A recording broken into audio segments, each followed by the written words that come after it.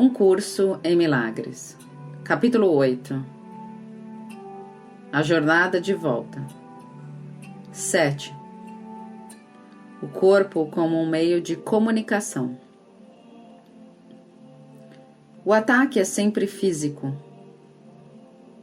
Quando qualquer forma de ataque entra na tua mente, estás te igualando a um corpo, já que é essa a interpretação que o ego faz do corpo. Não é preciso que ataques fisicamente para aceitares essa interpretação. Tu a estás aceitando simplesmente por acreditares que o ataque pode te conseguir algo que queres. Se não acreditasses nisso, a ideia do ataque não teria nenhum apelo para ti. Quando te igualas a um corpo, sempre experimentas depressão. Quando um filho de Deus pensa em si mesmo desse modo, está se diminuindo e vendo seus irmãos igualmente diminuídos. Uma vez que ele é só, pode se achar neles e se excluir da salvação. Lembra-te que o Espírito Santo interpreta o corpo só como meio de comunicação. Sendo o elo de comunicação entre Deus e seus filhos separados, o Espírito Santo interpreta tudo o que tens feito à luz do que ele é. O ego separa através do corpo, e o Espírito Santo alcança os outros através dele. Tu não percebes os teus irmãos como o Espírito Santo os percebe, porque não considera os corpos somente como meios de juntar as mentes e uni-las com a tua e a minha. Essa interpretação do corpo vai mudar a tua mente por completo a respeito do valor que ele tem. Por si mesmo, ele não tem nenhum. Se usas o corpo para o ataque, isso te causa dano. Se tu usas só para alcançar as mentes daqueles que acreditam que são corpos e ensiná-los através do corpo, que isso não é assim, vais compreender o poder da mente que está em ti. Se usas o corpo para isso, e só para isso, não podes usá-lo para o ataque. A serviço da união, ele vem a ser uma bela lição de comunhão, que tem valor até que haja comunhão. Esse é o modo de Deus fazer com que seja ilimitado o que tu tens limitado. O Espírito Santo não vê o corpo como tu o vês, porque ele sabe que a única realidade de qualquer coisa é o serviço que rende a Deus, em nome da função que ele lhe dá. A comunicação acaba com a separação. O ataque promove. O corpo é feio ou bonito, pacífico ou selvagem, útil ou danoso, de acordo com o uso que lhe é conferido. E no corpo de outra pessoa, verás o uso que tens conferido ao teu. Se o corpo vem a ser um meio que dás ao Espírito Santo, de forma que ele o usa em favor da união da filiação, tu não verás coisa alguma que seja física, exceto como ela é. Usa-o para a verdade e o verás verdadeiramente.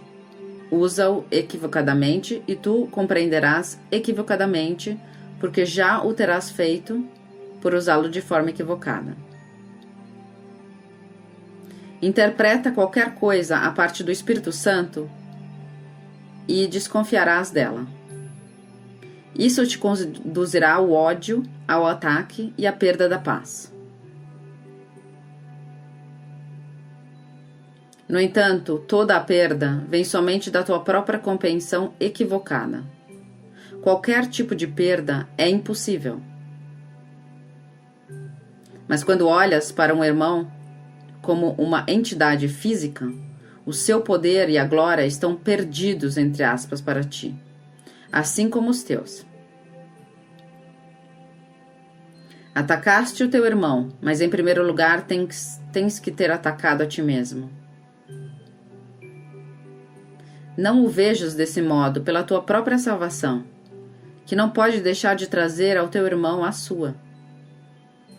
Não permitas que ele se diminua em tua mente, mas liberta-o da sua crença na pequenez e assim escapa da tua.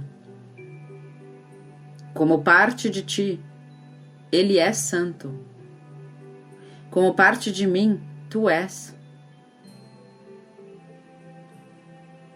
Comunicar-te com parte do próprio Deus é ir além do reino, até o seu Criador, através da sua voz que ele estabeleceu como parte de ti.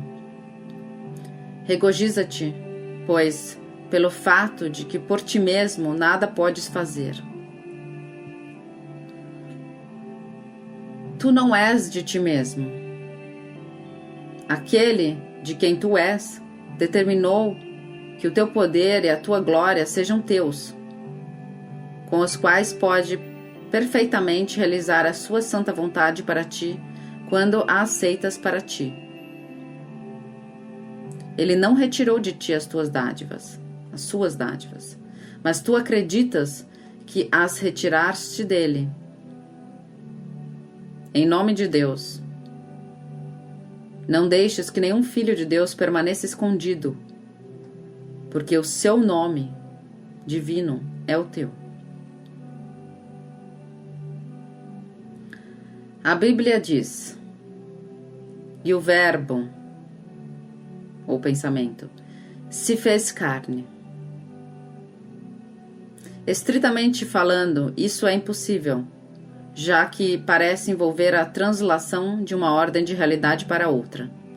Diferentes ordens de realidade meramente aparentam existir, assim como diferentes ordens de milagres. O pensamento não pode ser feito carne, exceto pela crença, já que o pensamento não é físico. No entanto, o pensamento é comunicação, para a qual o corpo pode ser usado. Esse é o único uso natural que lhe pode ser conferido. Usar o corpo de maneira não natural é perder de vista o propósito do Espírito Santo e assim confundir a meta do seu currículo. Não há nada tão frustrante para um aprendiz do que um currículo que ele não pode aprender. O seu sentimento de adequação sofre e ele não pode deixar de ficar deprimido. Confrontar-se com uma situação de aprendizado impossível é a coisa mais deprimente do mundo. De fato, em última instância, é por esse motivo que o próprio mundo é deprimente.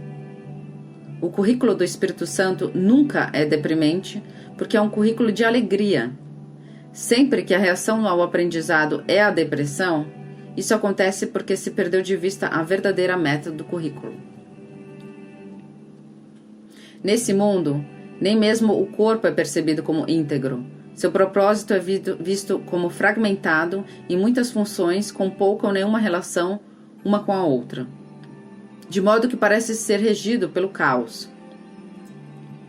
Guiado pelo ego, ele é. Guiado pelo Espírito Santo, não é.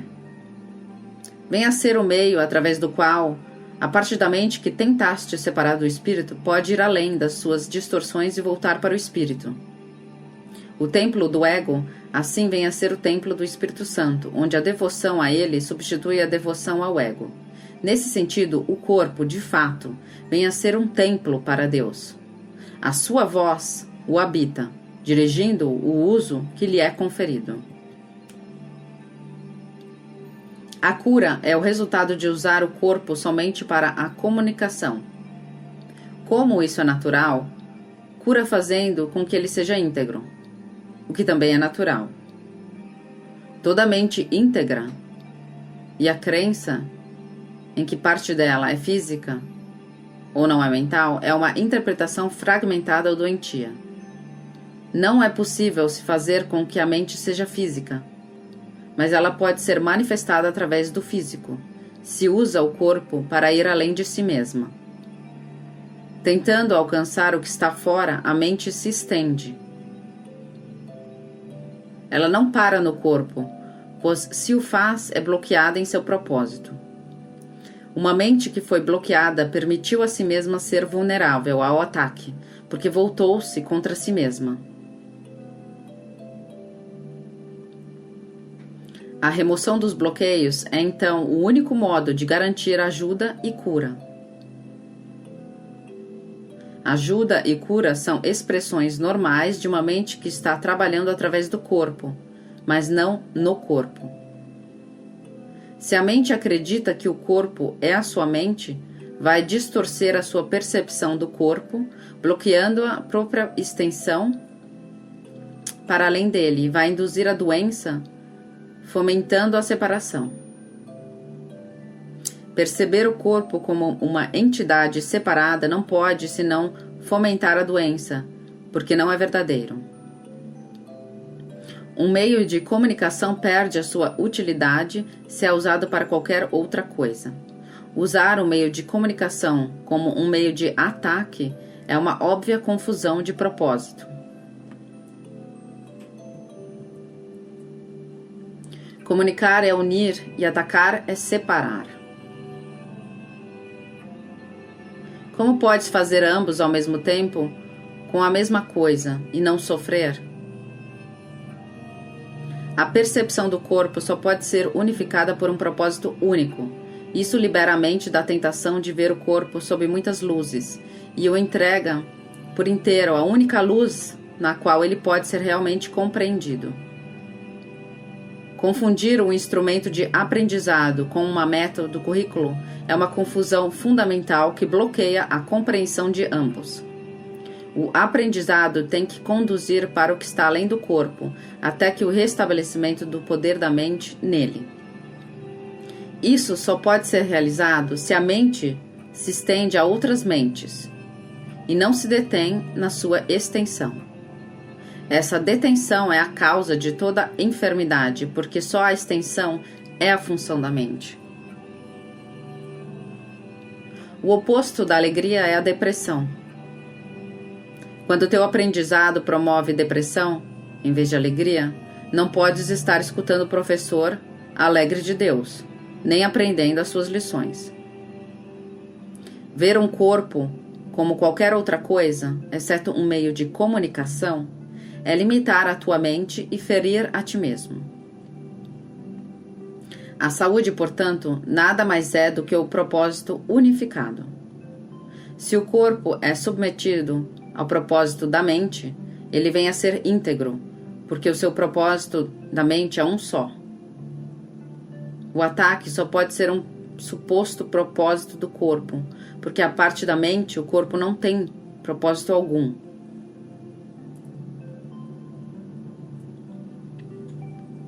Tu não és limitado pelo corpo, e o pensamento não pode se fazer carne.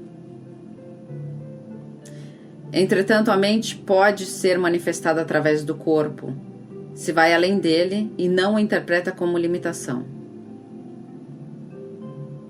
Sempre que vês outra pessoa como limitada ao corpo ou pelo corpo, estás impondo esse limite a ti mesmo. Estás disposto a aceitar isso? Quando todo o propósito do teu aprendizado deveria ser escapar das limitações? Conceber um corpo como um meio de ataque e acreditar que a alegria poderia resultar daí é uma indicação clara de um aprendiz deficiente. Ele aceitou uma meta de aprendizado em óbvia contradição com o propósito unificado do currículo. Meta essa que interfere com a sua capacidade de aceitar o propósito do currículo como seu próprio. A alegria é o propósito unificado, e o único propósito unificado é o de Deus. Quando o teu é unificado, ele é o seu. Acredita que podes interferir com o seu propósito e estás precisando de salvação. Tu tens condenado a ti mesmo, mas a condenação não é de Deus. Portanto, não é verdadeira. Nem o são quaisquer dos seus resultados aparentes. Quando vês um irmão como um corpo, tu estás condenando porque condenaste a ti mesmo. No entanto, se toda condenação é irreal, e tem que ser real, já que é uma forma de ataque, ela não pode ter nenhum resultado. Não permitas que tu mesmo sofras os resultados imaginários do que não é verdadeiro. Liberta a tua mente da crença segundo a qual isso é possível. Na completa impossibilidade disso está a tua única esperança de liberação. Mas que outra esperança poderias querer? A libertação das ilusões está apenas em não acreditar nelas.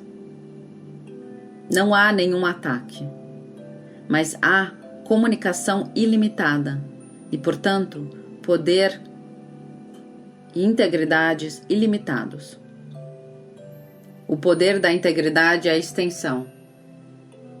Não detenhas o teu pensamento nesse mundo, e assim abrirás a tua mente para a criação em Deus.